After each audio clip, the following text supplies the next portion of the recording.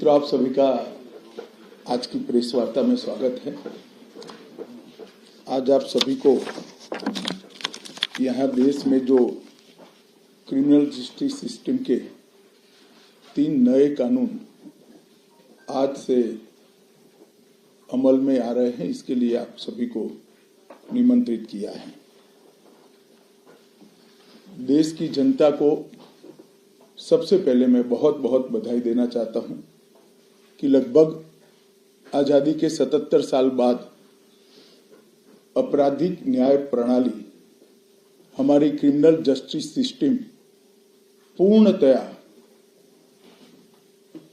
स्वदेशी हो रही है और भारतीय इथोस के आधार पर ये चलेगी।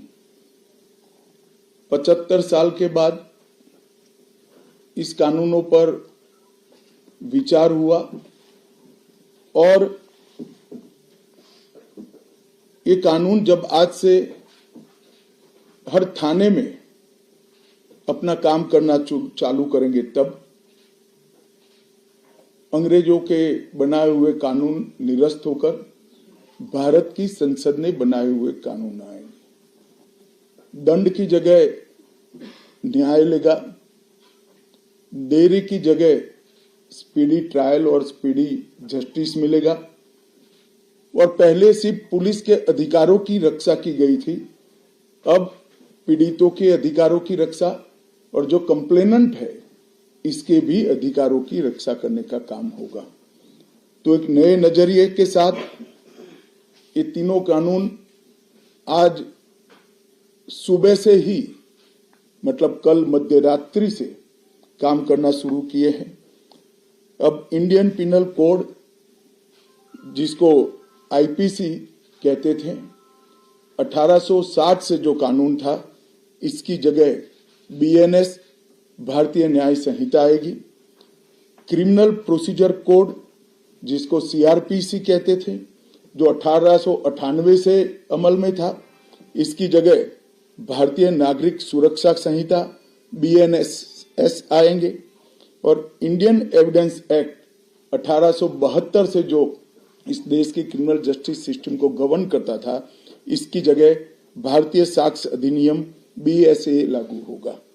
तो बीएनएस, बीएनएसएस और बीएसए के लागू होने से पूरी न्याय प्रणाली का आपराधिक कानूनों की पूर्णतया इसके अंदर हम कह सकते अब भारतीय आत्मा है।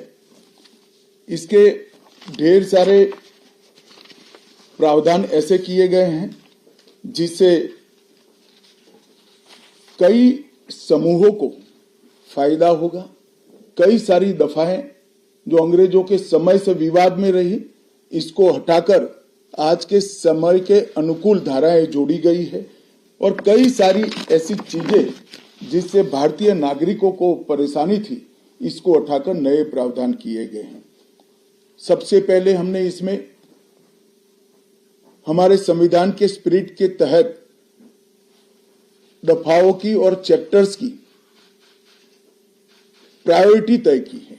सबसे पहली प्रायोरिटी महिलाओं और बच्चों के अपराध को दी गई है और मैं मानता हूं कि ये करने की बहुत समय से पहले जरूरत थी। एक पूरा अध्याय इसमें जोड़ा गया है जिसमें 35 धाराएं हैं और 13 प्रावधान हैं, जिसमें गैंग रेप के लिए अब 20 साल की सजा या तो कारावास, आजीवन कारावास, नाबालिग के साथ बलात्कार में मौत की सजा, झूठा वादा पहचान छिपाकर शोषण करने वालों के लिए भी अलग से अपराध बनाया गया है। पहले सुप्रीम कोर्ट के जजमेंट से चलता था। पीड़िता का बयान उसके घर पर महिला अधिकारियों की उपस्थिति में और अपने परिजनों की उपस्थिति में लेने का भी प्रावधान किया है। और इसके साथ साथ ऑनलाइन एफआईआर की व्यवस्था से भी ढेर सारी उत्पीड़न का सामना कर रही महिला एम्बरेसमेंट से बच पाएगी, ऐसा हमारा मानना है। सालों से देश भर में मॉब लिंचिंग के अपराध के लिए कानून में कोई प्रावधान नहीं था। प्रावधान करने की मांग होती थी। पहली बार मॉब लिंचिंग को परिभाषित किया गया है। नस्ल, जाति, समुदाय, लिंग, जन्म स्थान, भाषा और अन्य कारणों से जो मॉब लिंचिंग होता है, इसमें 7 वर्ष के कारावास से लेकर मृत्यु की सजा और आजीवन कारावास तक इसके अंदर जोड़ा गया है। तो एक बहुत बड़े समय से जो मांग थी वो पूरी होने जा रही है। रात 2 एक ऐसा कानून था जो अंग्रेजों ने अपने शासन की रक्षा के लिए बनाया, चाहे महात्मा गांधी हो, चाहे तिलक महाराज हो, चाहे सरदार पटेल हो, सभी लोग यही कानून के तहत 6-6 साल की सजा काटे थे। इसी कानून के तहत केसरी पर प्रतिबंध लगाया गया था। वो अपने राज्य की सुरक्षा के लिए अंग्रेजों ने बनाया हुआ कानून था। राजद्रोह को हमने जड़ से समाप्त कर दिया है और देश विरोधी हरकतों के लिए नई धारा लेकर आए हैं। पहले सरकार के खिलाफ स्टेटमेंट देना गुनाह था, अब भारत की एकता और अखंडता को क्षतिग्रस्त करने के लिए ये कानून अमल में आएगा। तो आजादी के इतने सालों के बाद ये कानून में बदलाव हुआ है, जो एक बहुत बड़ा परिचायक है हमारे संविधान के स्पिरिट का। मैं आप सभी के सामने बड़े विश्वास के साथ कहता हूं कि ये तीनों कानूनों के पूर्ण स्पिरिट के साथ देश भर में लागू होने के बाद ये कानून सबसे आधुनिक न्याय प्रणाली का सर्जन करेंगे। टेक्नोलॉजी को हमने न केवल अपनाया है, आने वाले 50 सालों तक टेक्नोलॉजी में जो भी अनुसंधान होने की संभावनाएं हैं, इस सबको कानून के अंदर हमने व्याख्या के तौर पर समाहित किया है, जैसे आने वाले समय में भी जो अनुसंधान होंगे वो व्याख्यायित किए गए। ये विश्व की सबसे आधुनिक न्याय प्रणाली बनेगी, इसका मुझे विश्वास है। कंप्यूटराइजेशन की प्रक्रिया ऑलरेडी पूरी हो गई है। 99.9% थाने कंप्यूटराइज हो चुके हैं। ई रिकॉर्ड जनरेट करने की प्रक्रिया भी हमने 2019 से ही चालू कर दी थी। 0 FIR, ई FIR, चार्जशीट और जवाब, ये सभी डिजिटल होगा। किसी को बड़े बड़े जेरोक्स निकालकर करने की जरूरत नहीं है। 1 लाख पेज की चार्जशीट भी एक छोटे से पेन ड्राइव से जजेस के सामने जाएगी और पक्षकर्ताओं को दिए जाएगी। 90 दिन के अंदर इस कानून में पीड़ित को, जिन्होंने न्याय की गुहार की है, उनको अपने केस का प्रोग्रेस ऑटोमेटिकली ऑनलाइन भेजा जाएगा। हमने इसके अंदर 7 साल और उससे ज्यादा सजा वाले सभी गुना में फॉरेंसिक की टीम की विजिट को कंपलसरी कर फॉरेंसिक एविडेंस को कानूनी जामा पहनाने का काम किया है। मैं मानता हूं कि इससे बहुत फायदा होगा। दोष सिद्धि का प्रमाण हम बहुत आगे तक ले जा पाएंगे। साक्ष्यों की रिकॉर्डिंग और जांच पड़ताल में रिकॉर्डिंग की अनुमति दी है। वीडियोग्राफी को सर्च और सीजर के वक्त पर अनिवार्य किया है, जिससे किसी को फंसाने की कोई साजिश न हो पाए। ई बयान बलात्कार की पीड़िता का या छेड़खानी की पीड़िता का ई बयान को भी कानूनी माना गया है और कोर्ट में ऑडियो वीडियो के माध्यम से पेशी करने का भी प्रावधान हमने किया है। ई पेशी में गवाह, आरोपी, विशेषज्ञ और पीड़ित सभी को कानूनी जामा पहनाने का काम किया है। इसमें जो फॉरेंसिक विजिट को अनिवार्य बनाया गया है, इसको हमने दूरदर्शिता पूर्वक काम कर नेशनल फॉरेंसिक साइंस लेबोरेटरी 2020 में बनाकर इसके लिए ट्रेन मैन पावर का सर्जन का काम ऑलरेडी कर चुके हैं। मुझे पूरा भरोसा है कि 3 साल के बाद इस देश में हर साल 40,000 से ज्यादा ट्रेन मैन पावर का फोर्स हमारी कानूनी क्रिमिनल जस्टिस सिस्टम की सेवा में उपलब्ध होगा। कन्विक्शन का रेशियो इसके माध्यम से 90% तक ले जाने का हमने प्रावधान किया है और फॉरेंसिक इंफ्रास्ट्रक्चर को बढ़ाने के लिए अभी हमारी कैबिनेट ने निर्णय किया है और 9 राज्यों में फॉरेंसिक साइंस यूनिवर्सिटी के कैंपस खोले जाएंगे और 6 सेंट्रल फॉरेंसिक लेबोरेटरीज को भी हमने करा है। ये कानून विक्टिम सेंट्रिक है। पहले दिनों तक किसी को पुलिस ले जाती थी, परिवार वालों को कोर्ट में आना पड़ता था। अब हमने कंपलसरी किया है कि हर थाने में रजिस्टर होगा और ई रजिस्टर भी होगा कि कौन सा अपराधी पुलिस की कस्टडी में है, जिससे हेबियस के माध्यम से कोर्ट में नहीं जाना पड़ेगा।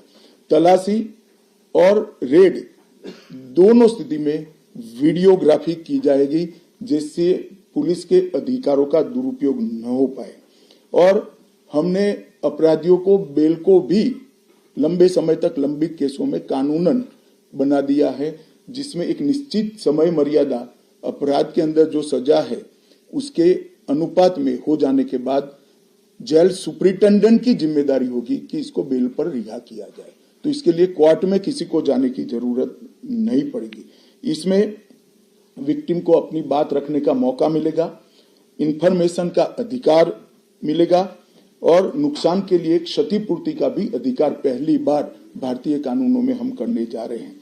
0 FIR, विक्टिम की FIR की प्रति की निःशुल्क प्राप्ति और 90 दिन में जांच का रिपोर्ट देने से इससे बहुत बड़ा फायदा होगा। समय पर न्याय लगभग 35 न्याय प्रणाली की 35 धाराओं में हमने समय मर्यादा निश्चित की है और ये टेक्निक के आधार पर प्रोसीडिंग्स होने के कारण भी समय पर न्याय मिलेगा। 3 दिन में FIR दर्ज करनी है, 7 दिन के भीतर जांच रिपोर्ट पीड़िता के सार्वजनिक करनी है, 60 दिन के अंदर ही अपराध तय करने हैं और घोषित अपराधियों के खिलाफ 90 दिन के अंदर मुकदमा कायम करना है और आपराधिक मामलों में मुकदमे की सुनवाई के बाद ज्यादा से ज्यादा 45 दिन के अंदर जजमेंट की घोषणा करनी है। तो कई जगह पे हमने समय को कम कर बाध्य कर हमने जल्दी से न्याय मिल पाए इस दिशा में काम किया है।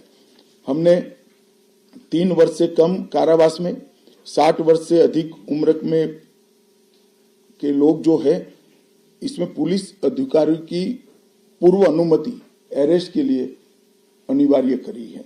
गिरफ्तार व्यक्ति को 24 घंटे में मजिस्ट्रेट के सामने ले जाने का प्रावधान भी कानूनी बनाया है और 20 से ऐसी ज्यादा धाराएं हैं जिसमें पुलिस की जवाबदेही हमने सुनिश्चित करी है।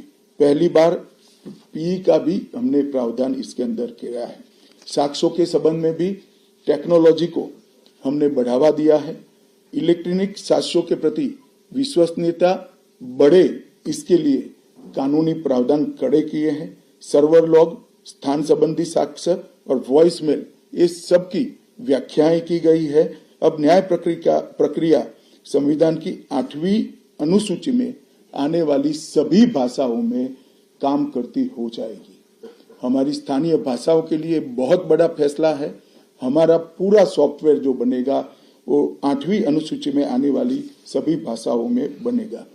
कानून बनने के बाद संसद ने पारित करने के बाद तैयारी के लिए ढेर सारा प्रयास भारत सरकार के गृह मंत्रालय और हर राज्य के गृह मंत्रालय और जस्टिस मंत्रालय ने किया है। लगभग 22.5 लाख पुलिस कर्मियों की ट्रेनिंग के लिए 12,000 मास्टर ट्रेनर्स बना दिए गए। कई इंस्टीट्यूशन को अधिकृत किया गया और 23,992 मास्टर ट्रेनर अब तक ट्रेन हो चुके हैं।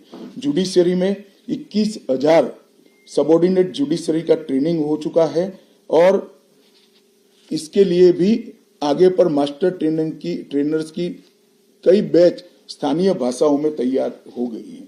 20,000 पब्लिक प्रोसिक्यूटर्स को ट्रेन किया गया है और लगभग हर प्रोसिक्यूटर को एक ऐप दे दिया गया है और नए कानून छापे हुए दिए गए हैं कि पुरानी धारा कौन सी थी, नई धारा कौन सी है। प्रिजन के 51,224 कर्मचारियों का ट्रेनिंग हुआ है और फॉरेंसिक के 4,000 कर्मचारियों का ट्रेनिंग हुआ है। कुल मिलाकर ट्रेनिंग की संख्या पुलिस में 6 लाख, प्रोसिक्यूशन में 4,000, जुडिशरी में लगभग 20,000, फॉरेंसिक में भी 4,000 और प्रिजन में 10,868 मास्टर ट्रेनर अभी काम कर रहे हैं। मित्रों, ये संहिता के लिए कुछ विपक्ष के मित्र अलग अलग बातें मीडिया के सामने रख रहे हैं कि अभी ट्रेनिंग नहीं हुई है, चर्चा नहीं हुई है।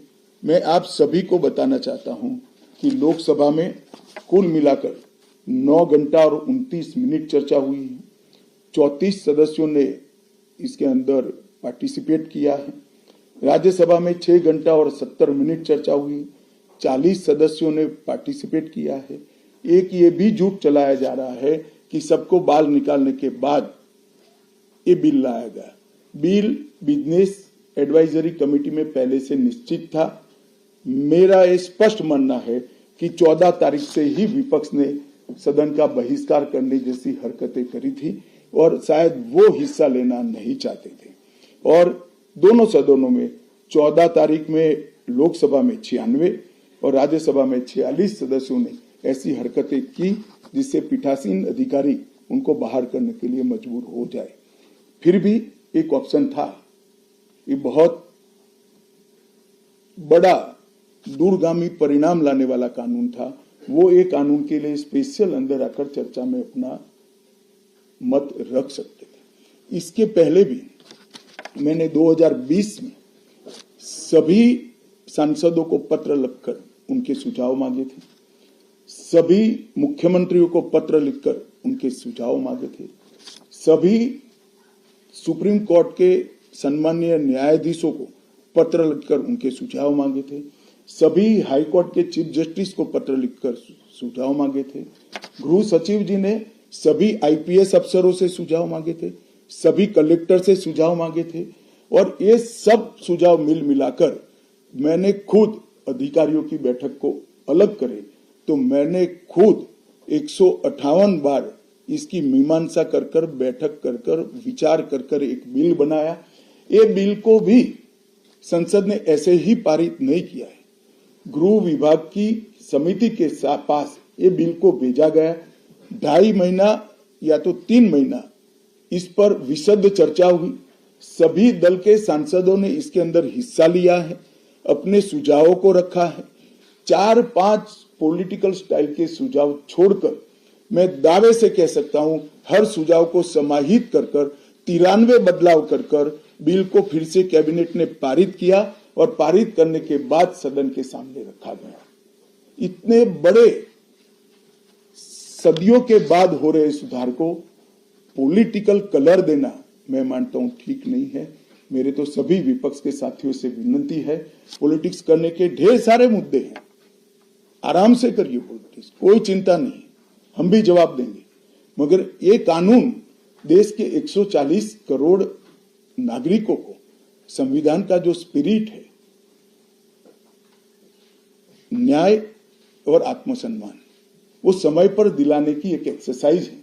तो आप सभी लोग इसमें कोऑपरेट करिए और मैं मानता हूं कि जिसको भी कुछ कहना है, मेरा दफ्तर हमेशा खुला है, मैं अवेलेबल हूं। मिलने से पहले रोड पर जाना मैं मानता हूं ठीक नहीं है। चर्चा करनी चाहिए, कुछ भी हो बात करनी चाहिए। और मेरा स्पष्ट मत है जो मैं आज बेबाक तरीके से आप लोगों के सामने रखना चाहता हूं।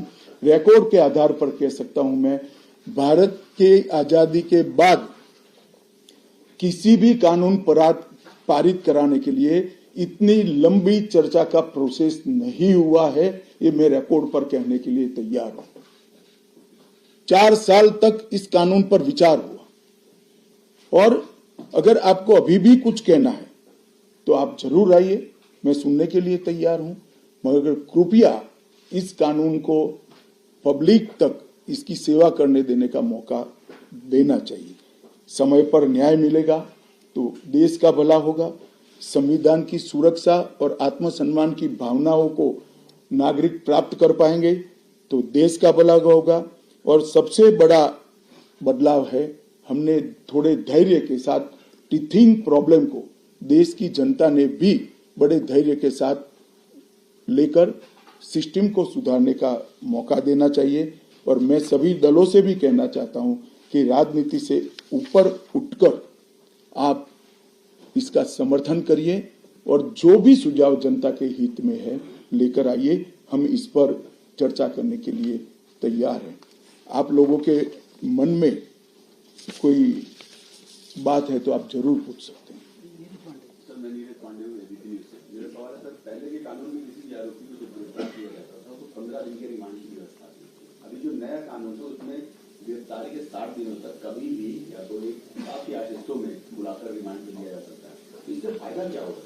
नहीं, मैं आपको समझाता हूं, ये भ्रांति फैलाई गई है कि रिमांड का समय बढ़ाया गया है। मैं स्पष्ट कर देना चाहता हूं कि नए कानूनों के तहत, बीएनएस के तहत रिमांड का समय 15 दिन का ही है। मैं आप लोगों के सामने डिटेल में बताना चाहता हूं, आरोपी को आज पुलिस ने कस्टडी में लिया, कोर्ट ने रिमांड दे दी और आरोपी अस्पताल में भर्ती हो जाता है और 15 दिन तक अस्पताल में रहेगा, तो क्या इसकी पूछताछ ही नहीं होगी? पूछताछ करनी चाहिए या नहीं करनी चाहिए? इसलिए हमने प्रावधान किया है कि 15 दिन की अपर लिमिट के अंदर, 60 दिन की अपर लिमिट के अंदर पुलिस इसका रिमांड ले सकती है, वरना उसको तो जुडिशियल कस्टडी में जेल में पहले भी रहना था और बाद में भी रहना है। एक दूसरा आरोपी पकड़ा जाता है, पुलिस को दोनों को इकट्ठा करके पूछताछ करनी है, तो कैसे करेगी? तो 15 दिन की लिमिट को हमने नहीं बढ़ाया है, रिमांड 15 दिन की ही होगी। 60 दिन के भीतर एक या दो टुकड़ों में 15 दिन की रिमांड ले सकते हैं। भ्रांति फैलाई जा रही है कि रिमांड का पीरियड बढ़ाया गया है। कृपया मैं आप सबसे निवेदन करता हूं कि इसको आप क्लैरिफाई करिएगा, जिससे जनता में गलत बात न जाए। टोटल 15 दिन होगा, total 15 days with in 60 days. Kapil Sibal भी उठाएगा वो जानबूझकर उठा रहे हैं, मैं मानता हूं उन्होंने तो पढ़ा होगा कानून। सर, ये आज से ये कानून लागू हुआ, लेकिन सबसे पहला जो मामला एफआईआर हुआ दिल्ली में देखे तो स्ट्रीट वेंडर के खिलाफ कर दिया है। ये झूठ है, क्या मसला? ये झूठ है। सबसे पहला मामला अब तक के रिकॉर्ड के हिसाब से ग्वालियर के पुलिस थाने में हुआ है और चोरी का है। किसी की मोटरसाइकिल चोरी कर ली गई 1,80,000 की वैल्यू की। इसका मामला 12:10 पर रजिस्टर हुआ है, पहला मामला नहीं है। और जो वेंडर के खिलाफ मामला रजिस्टर हुआ, इसका प्रावधान पहले भी था, ये नया प्रावधान नहीं है। पुलिस ने इसका रिव्यू का प्रोविजन का उपयोग कर वो मामले को खारिज कर दिया। एक आपने तो ये कहा है कि जितने भी लॉज बन रहे हैं शेड्यूल 8 की लैंग्वेजेस में मौजूद होंगे, पर तमिलनाडु की जो रूलिंग पार्टी है डीएमके, उनको अपोजिशन और कुछ और पार्टीज का भी नाम हिंदी में क्यों होता है, पूरे देश में एप्लीकेबल? देखिए, मैं अलग बात कहना चाहता हूं। एक तो पूरा कानून तमिल में उपलब्ध कराया जाएगा, एक बात समझिए, प्रोसीडिंग तमिल में होंगे। अगर नाम के लिए भी आपके मन में कोई विरोध है तो मिलकर करना चाहिए। मुख्यमंत्री जी, सांसद, मुझे तो कोई ने ना किसी ने मिलने का समय मांगा है ना कोई मिलने आया है। फिर भी मैं सभी से अपील करता हूं कि जो कुछ भी आपकी ग्रीवेंसीज हैं, या तो ऐसा लगता है कि ये धाराएं जनता की सेवा ठीक से नहीं कर पाएगी, इसको लेकर मुझे मिलिए। कानूनों का बहिष्कार ये रास्ता नहीं है, पॉलिटिक्स करने के ढेर सारे रास्ते हैं। पायल मेहता सर, आपने ये बिल इंट्रोड्यूस किया, उसके बाद ये होम कमेटी में गया, वहाँ पे भी विस्तृत चर्चा हुई, पर विपक्ष में कभी भी जो कुछ नेता है, जो वकील है, वो कह रहे हैं कि इसको सिलेक्ट कमेटी या स्टैंडिंग कमेटी में क्यों नहीं भेजा? इतनी हड़बड़ी क्या थी इस बिल को? नहीं, भेजा ही था, गृह विभाग की संसद की कमेटी में भेजा था, जिसमें सिर्फ चिदम्बरम खुद थे और सबसे ज्यादा हिस्सा लेने वाले सदस्यों में चिदम्बरम साहब थे। और कांग्रेस पार्टी ने पहले चिदम्बरम जी नहीं थे तो उसको रखा स्पेशली। स्पीकर ने अनुमति भी दी कि ठीक है भाई, इनका अनुभव है, लॉयर है, तो असिस्ट करेंगे कमेटी को। स्टैंडिंग कमेटी में नहीं भेजा, सिलेक्ट कमेटी। क्या फर्क पड़ता है? स्टैंडिंग कमेटी, इसमें भी प्रो रेटा मेंबर है, सभी दलों के सदस्य थे। चलो, पीयूष, वहां तक भी बड़ा आरोप लगाया जा रहा है विपक्ष के द्वारा कि सभी कानून ड्रैकोनियन है, और दूसरा ये कि ये कानून के माध्यम से सरकार जो है हिंदुस्तान को एक पूरी स्टेट में कन्वर्ट करना चाहती है। देखिए, मैंने आज आपको एक नोट भी गृह विभाग के माध्यम से अधिकृत नोट दिया जाएगा, जो मेरा आप सभी से निवेदन है कि इसको आप कृपया आप सबके अखबार और टीवी चैनल्स के अंदर जनता के लिए रखें। ड्रैकोनियन कानून तो वो थे जिसको हटाया गया है। ये कानून तो भारत की संसद ने और भारत की न्याय प्रणाली को आधुनिक बनाने वाले हैं, जिसमें पीड़ितों के अधिकार की रक्षा की गई। आप मुझे बताइए, पहले दिनों तक कस्टडी में रखने के बाद कोई परिजनों को जवाब नहीं देता था, हेबियस कर सुप्रीम कोर्ट या हाई कोर्ट में आते थे। हमने प्रावधान करा कि ऊपर एक रजिस्टर रखना पड़ेगा कि मेरी कस्टडी में फला फला व्यक्ति है। इससे पुलिस विभाग बढ़ेगा या कम होगा। कई सारी कोर्ट में फरियाद आती थी, सच झूठ तो कोर्ट को तय करना होता है, मगर कंप्लेंट्स आती थी कि पुलिस ने ये मेरे घर में रख दिया और मुझ पर आरोप लगा दिया। उस वक्त वीडियोग्राफी करना ये पुलिस राज को बढ़ावा देगा या कम करेगा? 24 घंटे में अपराधी को न्यायाधीश के सामने ले जाना ये पुलिस राज को कम करेगा या बढ़ाएगा? गिने चुने पुराने दकियानुसी कुछ शब्द और कुछ वाक्य कानून को पढ़े बगैर जनता में डालकर गलत फहमी करने का प्रयास करें। मेरी सभी से विनती है, कृपया ऐसा मत करें। प्रशांत जी, न्यूज़ 24 सर, मेरा सवाल ये है कि आप जो कंप्लेनेंट FIR लॉन्च करें, एंड रिजल्ट जो उसको जो रिलीफ चाहिए, लंबी लड़ाई होती है, उसके नीचे जो काम करने वाला सिस्टम का ढांचा तो वही है, उसको कैसे कर? ऐसा नहीं है, सिस्टम के ढांचे पर कोई समय मर्यादा तय नहीं थी। अब पुलिस से लेकर जुडिशरी तक सबकी समय मर्यादा तय हुई है और टेक्नोलॉजी का हम उपयोग कर रहे हैं। आप बेंगलुरु गए हो, आपका गवाही का दिन है तो बेंगलुरु से आप गवाही दे सकते हो, कोर्ट में जाने की जरूरत नहीं है। मगर ये पूरी प्रक्रिया को अप्लाई होते होते, टेक्नोलॉजिकल अपग्रेडेशन और सारे होते होते 3 या 4 साल लगेंगे। मैं आपको और आपके माध्यम से देश की जनता को विश्वास दिलाना चाहता हूं कि ये कानूनों के पूर्ण इम्प्लीमेंटेशन के बाद किसी भी FIR का सुप्रीम कोर्ट तक 3 साल के अंदर न्याय मिलने की प्रक्रिया पूरी हो जाएगी और मैं सोच समझ कर कह रहा हूं इसको। जी, मैं रविकांत हूँ, टाइम्स ऑफ भारत से। सर, तीनों कानून लागू हुए, इम्प्लीमेंट हो गए हैं, तो आपको क्या लगता है कि ये ऑपोजिशन जानबूझकर किस तथ्यों के आधार पर विरोध करे या सिर्फ राजनीति के लिए मामला उठाया जा रहा है? देखिए, मैं इस पर टिप्पणी नहीं करना चाहता। मैं आप सबके माध्यम से अपील करना चाहता हूं कि जिसको भी मिलना है मैं तैयार हूं, हम मिलेंगे भी और समीक्षा भी करेंगे और इसमें कृपया राजनीति नहीं करनी। हमें एक जो कंसर्न आ रहा था विपक्ष की तरफ से वो ये था कि पेंडेंसी ऑफ केसेस और 2 पैरेलल क्रिमिनल जस्टिस सिस्टम होंगे, क्योंकि जो पुराने वाले केसेस रजिस्टर हुए हैं वो पुराने केसेस की तरह चलेंगे और जो नए वाले हैं वो नए की तरह। देखिए, जहां तक पेंडेंसी ऑफ केसेस का सवाल है, इस देश में सबसे ज्यादा शासन करने वाली पार्टी कांग्रेस है, तो हम पर नहीं मर सकते। पेंडेंसी ऑफ केसेस को कम करने के लिए ही ये कानून लाए और मैं स्पष्टता कर दूं, पुराने और नए कानून के लिए गुनाह की तिथि 1/7/2024 के पहले की होगी। इसमें पुराने कानून के तहत प्रक्रिया चलेगी और 1/7/2024 के बाद होने वाले हर गुनाह को ये तीनों नए कानूनों के हिसाब से चलाया जाएगा।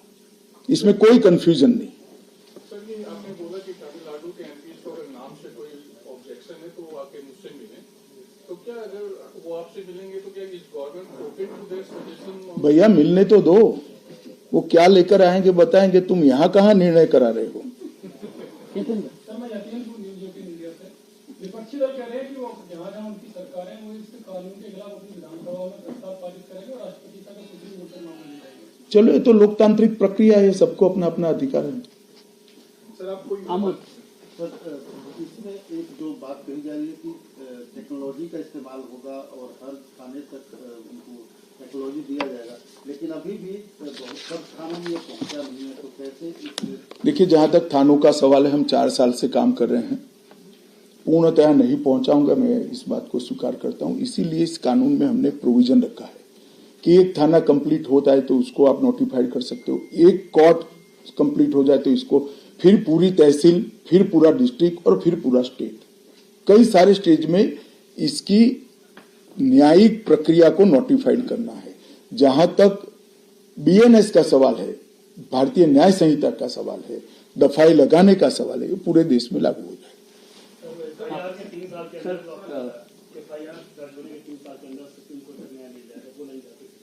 वो क्लियरिटी मैं आप सभी के माध्यम से देश की जनता को विश्वास दिलाना चाहता हूं कि इस कानून के संपूर्ण इम्प्लीमेंटेशन के बाद और कुछ तकनीकी तैयारियां करनी है। ये तकनीकी तैयारियां होकर थाना और कोर्ट नोटिफाइड होने के बाद किसी भी न्याय मांगने वाले व्यक्ति को एफआईआर की डेट से 3 साल के अंदर सुप्रीम कोर्ट तक न्याय मिल जाएगा, इसका मुझे भरोसा है और कानूनों में इस प्रकार का हमने प्रावधान किया है। सर, मैं दैनिक भास्कर से हूं मुकेश। एग्जीक्यूशन होने में कितना समय लग जाएगा? देखिए, मैं मानता हूं कि हम 15 अगस्त के पहले सारे यूटी में इसको कंप्लीट कर देंगे। यूटी में दिल्ली भी आता है और उसके बाद हर जिला एक एक तैयार होता जाएगा। वो होता है इम्प्लीमेंटेशन। आप पहले समझ लीजिए, बीएनएस और बीएनएसएस, इसके लिए इम्प्लीमेंटेशन में कुछ तैयारी की जरूरत नहीं है। जहां तक बीएसए, भारतीय साक्ष्य अधिनियम है, इसके लिए कोर्ट में काफी सारी तैयारी करनी है, मगर 2020 से ही सुप्रीम कोर्ट के साथ चर्चा कर सुप्रीम कोर्ट मॉडर्नाइजेशन का एक बड़ा प्रोग्राम ली है और वहां पर भी काफी सारा काम हो चुका है, सॉफ्टवेयर भी तैयार हो चुके हैं। सर, भास्कर से मुकेश कौशिक, एक डिस्क्रिपेंसी है कि पुराने कानून में ये प्रोविजन था कि अगर कोई पुरुष के साथ दुराचार करता है तो उसका सेक्शन 377A था, वो खत्म हो गया, लेकिन उसके बाद कुछ मामले ऐसे आ गए हैं जो इस तरह के केस दर्ज हुए। क्या कोई संशोधन का प्रस्ताव है? संशोधन तो नहीं, मगर इसमें सुप्रीम कोर्ट का एक जजमेंट भी है, इसके इंटरप्रिटेशन का सवाल है। हम सुप्रीम कोर्ट से चर्चा जरूर करेंगे इसमें। सर, ये आपने जो कहा कि तमिलनाडु के एमपीज आकर मिल सकते हैं आपसे, कुछ ऑल पार्टी ऐसी मीटिंग भी हो सकती है अगर कोई बुलाने का आपका? ऑलरेडी हो चुकी है, ऑल पार्टी कमेटी में होती ही है। और आपको सबसे पहले बड़ी संशय लगता है, आप मिल जाओ मुझे अकेले।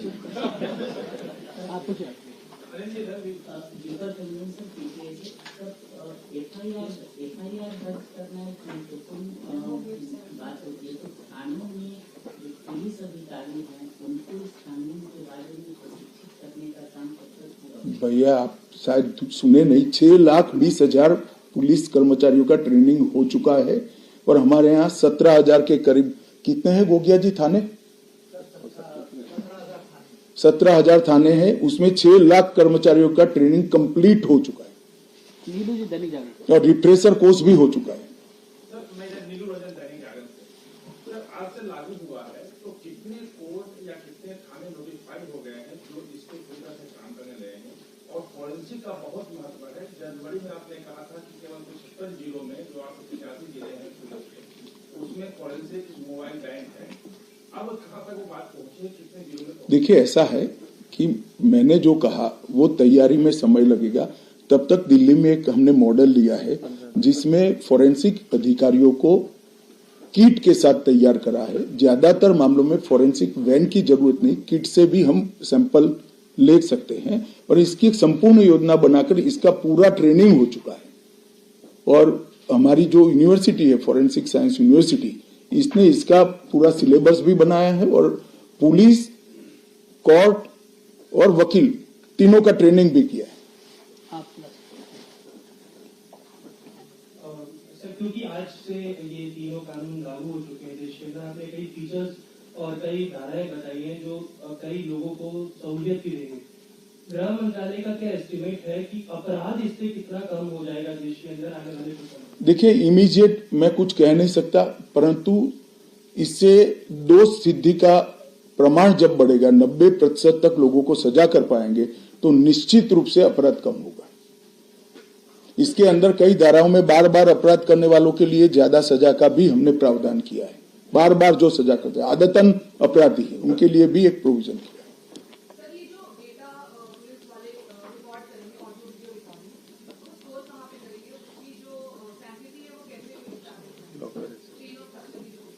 तो ये तो लिखित की भी कैसे सेंटिटी होगी? हैं? अरे, लिखित बयान जो होता है वो लिखित बयान भी चार्जशीट के साथ जोड़ना होता है और डेटा को स्टोर करने की लिख प्रूफ सिस्टम की है रिकॉर्डिंग करने वाले और सिस्टम में अपलोड करने वाले दोनों की जवाबदेही भी इसमें निश्चित की गई। एक क्लैरिफिकेशन सर, आपने कहा कि 46 मेंबर्स को सदन से निकाला गया था, लेकिन उनके लिए एक स्पेशल ऑप्शन दिया था कि वो आके अपनी बात रख सकते हैं, यही ना? नहीं, वो संपर्क करते तो तुरंत हम तो परमिशन देंगे उनको। कितने लोगों ने ऑप्शन अपनाया? वो एक ने भी नहीं अपनाया। पुलिस वाले एफआईआर नहीं लिखते, उनके खिलाफ भी कोई कार्रवाई होती है? क्योंकि एफआईआर के बाद ही तो सारी सवाल नहीं है, ई एफआईआर हो सकती है। आप आपके मोबाइल से एफआईआर रजिस्टर्ड करा सकते हो, जाने की जरूरत ही नहीं है, और वो ऑटोमेटिक सर्वर पर आ जाएगी। पुलिस को लेना ही लेना है, सर्वर हैंग नहीं कर सकता कोई। सबसे ज्यादा सजेशन होम कमेटी में मिस्टर एलंगो का है ना, कि दोनों के, एलंगो के भी थी, चिदम्बरम साहब के भी थे। कितने परसेंट दोनों के काफी मानते? परसेंटेज मुझे मालूम नहीं, मैं कमेटी का मेंबर नहीं हूं, मगर लगभग 95% से ज्यादा सजेशन मान लिए गए थे। एक छोटा सा डाउट था, ये टेरर जो है ये यूएपी में भी आएगा और मकोका जैसे ऑर्गेनाइज्ड क्राइम, इसको करने की जरूरत क्या थी? इसको करने की इसलिए जरूरत है कि हमारी सरकार का